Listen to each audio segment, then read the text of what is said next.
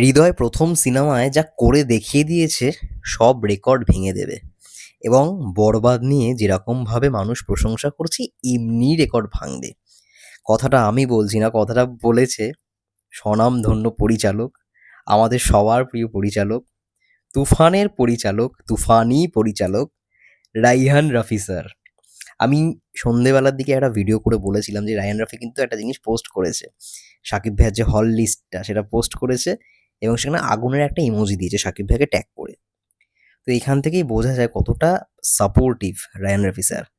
অনেকেই হয়তো বলছো বা এটা শুনলাম যে রাইহান রাফির সঙ্গে এবার কম্পিটিশনে মেহেদী হাসান হৃদয়, এটা অনেকে বলছে বা অনেক ইঙ্গিতে বলছে, কিন্তু আমি সত্যি কথা বলছি, এরকম না পরিচালক খুব দরকার যারা খুব সাপোর্টিভ। হ্যাঁ, এটা অবশ্যই ঠিক। তুফানের থেকে অনেক, অনেক অংশে বেটার বরবাদ। ঠিক আছে? কিন্তু এটাও বলতে হবে রাইহান রাফি কিন্তু ১ম এই যে তুফানের মতো সিনেমা দিয়ে ইন্ডাস্ট্রিকে বুঝিয়েছিল যে হ্যাঁ, এত বড় বাজেটের সিনেমাও ব্লকবাস্টার হতে পারে। তো আজকে খুব ভালো লাগলো, একটা প্রেস কনফারেন্স হচ্ছিল সিনেপ্লেক্সে। সেখানে শারিন মানে শারিন ম্যাম ছিল। সঙ্গে শারিয়ার শাকিলও যোগদান করেছে। ঠিক আছে? খুব ভালো লাগলো ওই দৃশ্যটা এবং তারপরে মেহেদী হাসান হৃদয় ভাই যখন ইন্টারভিউ দিচ্ছে, তখনই আমরা দেখলাম যে রাইহান রাফি স্যারও উপস্থিত হলেন। মেহেদী হাসান হৃদয় ভাইকে জড়িয়ে ধরলেন। এত সুন্দর, সুন্দর কথা বললেন যে বলছে যে বরবাদ যা মানে প্রশংসা পাচ্ছে যেরকমভাবে, মানে সব রেকর্ড ভেঙে দেবে। মেহেদী হাসান হৃদয় ১ম সিনেমাতেই যা দেখিয়ে দিয়েছে, মানে সব রেকর্ড ভাঙতে চলেছে বরবাদ। এটা রায়হান রাফি নিজে বলেছেন।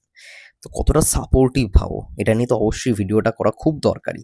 কতটা সাপোর্টিভ একজন মানুষ, মানে এত, মানে অনেকেই হয়তো অনেক খারাপ কথাও বলেছে রায়ান রফি সম্পর্কে বা যাই হোক, যেটা হয় আর কি, ফিল্ম পলিটিক্স, অনেকে বলে না ফিল্ম পলিটিক্স, কিন্তু এই ফিল্ম পলিটিক্সের মধ্যেও মানুষটা সাপোর্ট কিন্তু করেছে, মানুষটা কিন্তু সাপোর্ট করছে। মেহেদী হাসান হৃদয় ভাইকে জড়িয়ে ধরলো, এটা কজনই বা করে, তোমরাই বলো না, কজনই বা করে। খুব ভালো লাগলো, খুব ভালো লাগলো আমার জিনিসটা দেখে, পার্সোনালি খুব ভালো লাগলো। তার জন্যই মনে হলো একটা ভিডিও করা তো দরকারই। এবং বরবাদ আমার মন বলছে আগামীকাল আই থিঙ্ক, মানে বক্স অফিস নিয়ে তো ভিডিও বানাবোই, ৩ কোটি তো মিনিমাম ওঠার কথা, যেরকম ওপেনিং নিল। এবং আমি যা খবর পেলাম সকালে যেরকমভাবে ব্যবসা করছিল, মানে যেরকম রেসপন্স, তার থেকেও দ্বিগুণ রেসপন্স বিকেলে, সন্ধেবেলা, রাতে, এখন যেই টাইমটায় আর কি সিনেমাটা চলছে। বিশাল রেকর্ড, বিশাল রেকর্ড, ভাবতে পারছো না সিনেমাটা কি মানে কোথা থেকে কোথায় নিয়ে চলে গেল একটা সিনেমা।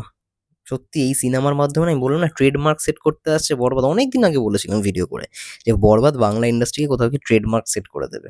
ঠিক আমার কথাটা দেখো মিলে গেল। এই বরবাদ দিয়ে ঢালিউড ইন্ডাস্ট্রির নাম আজ কোথায় পৌঁছাবে, তোমরা জাস্ট দেখো, জাস্ট দেখতে থাকো, জাস্ট ওয়েট অ্যান্ড ওয়াচ।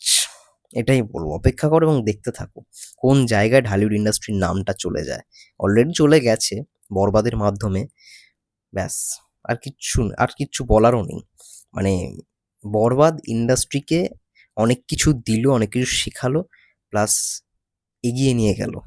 আর মেহেদী হাসান হৃদয় ভাইয়ের ১ম সিনেমাতেই মানে এত বড় কাণ্ড ঘটিয়ে ফেলবে, মানে সত্যি তার কথা কনফিডেন্স ছিল, একটুখানি বুঝতে পেরেছি। খুবই কনফিডেন্ট তিনি একজন মানুষ, তিনি চেষ্টা করেছেন সিনেমাটা বানানোর তার দিক থেকে। এত কিছু এত বড়, বড় দৃশ্য, এত ভায়োলেন্স এরকমভাবে মেকিং করেছে, এটা সব ডিরেক্টর ১ম সিনেমায় পারে না। এটা কিন্তু মেহেদী হাসান হৃদয় ভাইয়া করে দেখালো। এর জন্য অবশ্যই ভালো ব্যাকআপটাও তিনি পেয়েছেন। রিয়েল এনার্জির মতো বড় প্রোডাকশন হাউস পেয়েছেন। কোনো বাজেট ইস্যু রাখেনি তারা, কম্প্রোমাইজ করেনি। তো সেই জায়গা থেকে খুব ভালো, খুব ভালো। মায়াবী গানটা দেখলাম, রিঅ্যাকশনও করেছি। মায়াবী গানটার মোটামুটি কম্পোজিশন ভালো। বিশেষ করে হুক লাইনটা খুব ভালো। কোনালাপুর ভয়েসটা খুব ভালো। ভালো লাগলো এই বিষয়টাই যে আজকে রায়হান রফি স্যার তিনি গেলেন, মেহেদী হাসান হৃদয় ভাইকে জড়িয়ে ধরলেন, বললেন এই কথাগুলো, খুব ভালো লাগলো। তোমাদের কি মন্তব্য অবশ্যই কমেন্ট করে জানাও। ততক্ষণের জন্য সবাই ভালো থেকো, সুস্থ থেকো। Take care.